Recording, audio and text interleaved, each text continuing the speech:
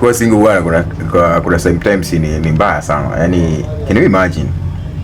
Yeah, unaamka zako na vibe la kusikiliza taarabu. Sasa kuna hii ngoma anasema kijola cha shilingi 2000 unajikuta sijui mayele. Sijui nene.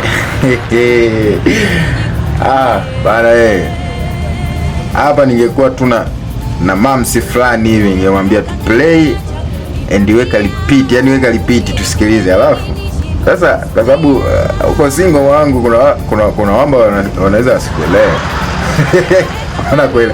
Wanakuelewaje? Yaani wanakuelewaje mwanangu? Sema hili dude lina bonda. Anyway, kuna namna inatakiwa tufanye. Tusikilize tu.